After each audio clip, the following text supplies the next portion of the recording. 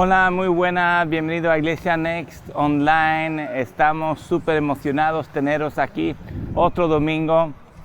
Solamente queremos que sintáis un abrazo del cielo, que sepáis cómo importante y valiosos sois. Este es vuestro tiempo, estáis aquí para esta hora y es tiempo de levantarse y queremos desde Iglesia Next siempre ser este ánimo para vuestras vidas. Y por eso solamente deciros cómo os apreciamos y sobre todo cómo importante y valiosos sois para Dios, ¿vale? Llevo 2 semanas hablando sobre la guerra. Estamos en guerra en este continente de Europa y claro, nos afecta a todos. Incluso voy a seguir un poco a hablar de esto. Tiempo de guerra y realmente no es para tener una agenda política o para informar de la última noticia de lo que sucede aquí, pero sí a lo mejor para usarlo para dar perspectivas de la palabra de Dios, de cosas que son importantes en tiempos difíciles. Y una de las cosas de la que voy a hablar aquí hoy es sobre estos tiempos que nos toca vivir, donde nos sentimos ser víctimas de las decisiones de otras personas, donde sentimos que lo que sucede a nuestro alrededor es injusto y hasta cierto punto es difícil a veces manejarlo, sentimos que no merezco esto es demasiado, ¿no? Y nos crea esta impotencia porque muchas veces son cosas que tú y yo no podemos controlar. Y entonces, claro, ¿qué es la perspectiva de Dios cuando su pueblo, cuando tú y yo nos enfrentamos a ello? Una de las cosas también que puede suceder es que nos sentimos que es que cuando viene esta ola de, vamos a llamarlo, de injusticia o de cosas o circunstancias a cuales tú y yo nos vamos a enfrentar, sentimos, yo no puedo, es que esto es demasiado duro para mí, no tengo la fuerza, siento cansancio y nos cuesta, vamos a llamarlo, motivar nuestras fuerzas para enfrentarnos las cosas que nos suceden o las situaciones a cuales a veces tú y yo nos sentimos como víctimas. Y entonces, claro, yo quiero trasladarte a 2 Crónicas 20. Vamos a leer en el versículo 1 y entonces se trata del rey Josafat, que de repente se levantan varios reinos y personas en contra de ellos para la guerra.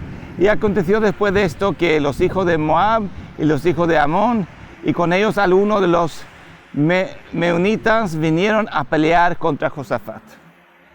Y después no vamos a leer todo el versículo, habla de que hay un sentimiento de injusticia a lo que sucede.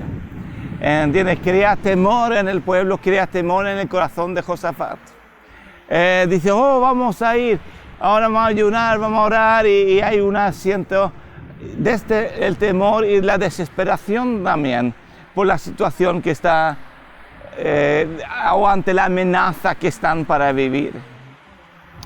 Y entonces, claro, también hay esta situación, también expresa Josafat de que no tenemos fuerzas para enfrentarnos a esto. O sea que es expresado tanto la situación de injusticia que ellos sienten sobre esto, lo que está sucediendo, pero también es expresado la falta de fuerza, la falta de fuerza de enfrentarnos ahí. Pero entonces, claro, viene después de un tiempo, cuando están ahí en la búsqueda de Dios,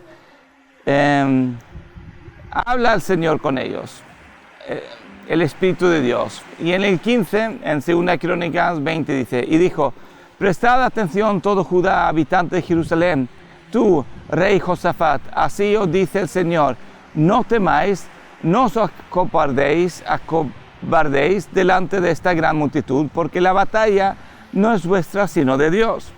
Descended mañana contra ellos, he aquí ellos subirán por la cuesta de Cis, y los hallaréis en el extremo del valle, frente al desierto de Jeruel. No necesitáis pelear en esta batalla. Apostaos y estad quietos y ved la salvación del Señor con vosotros, oh Judá y Jerusalén. No temáis ni os acobardéis. Salid mañana al encuentro de ellos porque el Señor está con vosotros. Palabras increíbles para escuchar en tiempos de necesidad. Y así es, en muchas de las cosas que tú y yo nos enfrentamos, sabemos que no es en nuestra fuerza que vamos a vivir la victoria. Y sabemos que Dios está con nosotros. Y a lo mejor entendemos la teoría, si queremos llamarlo, pero después a llevarlo a la práctica es más difícil. Cuando nos encontramos en estas situaciones de sentimiento de injusticia, sentimiento de falta de fuerza, entonces nos cuesta saber cómo vamos a llevar a cabo estas verdades de cuando Dios dice, yo pelearé por vosotros. Suena bien, pero ¿qué significa? ¿En qué manera? ¿Cómo pelearé Dios con nosotros ante estas situaciones a que me enfrento o nos enfrentamos?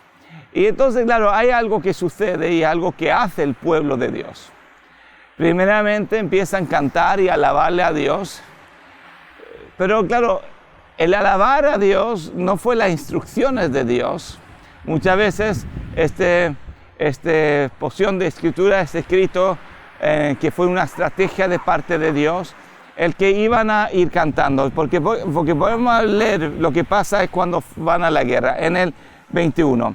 Y habiendo consultado con el pueblo, designó a algunos que cantaran al Señor y a algunos que le alabaran en vestiduras santas conforme salían delante del ejército y que dijeran, dad gracias Señor, porque para siempre es su misericordia. Y en el 22 dice, y cuando comenzaron a entonar cánticos y alabanzas, el Señor puso emboscadas contra los hijos de Amón, de Moab y del monte Seir, y que habían venido contra Judá y fueron derrotados. Fantástico. Entonces, ¿qué es lo que está sucediendo aquí? Las instrucciones de parte de Dios, el Espíritu de Dios no fue, ahora vais a poner a algunos que van a cantar y alabar a Dios antes del ejército. Pero claro, eso fue lo que pasó y digo, wow, ¿y qué significa esto entonces? Entonces, claro, lo que sucede cuando Dios nos dice a ti y a mí y al pueblo de Dios entonces, yo pelearé por vosotros. Tenéis que escoger confiar en mí, yo os voy a dar la victoria. Entonces, nuestra actitud de alabanza es que nos ayuda a creer y vivir este milagro. Porque cuando tú alabas a Dios, tú levantas su nombre y quitas los ojos de ti y lo pones en Dios. Cuando tú alabas a Dios, quitas tus ojos de las circunstancias, de lo que sucede, de las injusticias, de las amenazas, y los pones en Dios, el que ha prometido pelear por ti y darte la victoria. O sea que la alabanza nos pone a nosotros y puso al pueblo de Dios en vamos a llamarlo, dinámica de confianza en Dios, de salir con valentía y enfrentarse a los miedos y enfrentar a los enemigos. Y cuando se enfrentaron a los enemigos, vieron que la victoria ya había sido dado por Dios. Habían empezado a pelear y matarse entre ellos.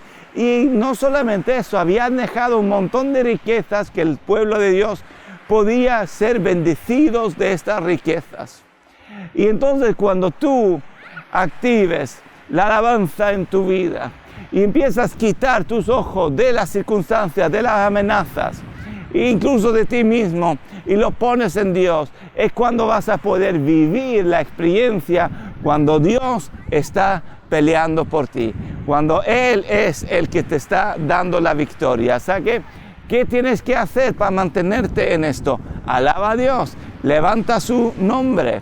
¿Entiendes? Esto es en la manera, vamos a llamarlo, práctica, dinámica, que tú y yo vivimos el milagro. no es la condición para producir el milagro, porque lo que produce el milagro es la promesa de Dios. Es que Él es fiel a su palabra y Él va a hacer lo que Él ha dicho que te va a hacer. Él te lo ha prometido y Él te lo va a hacer. Lo que produce el milagro es la palabra de Dios.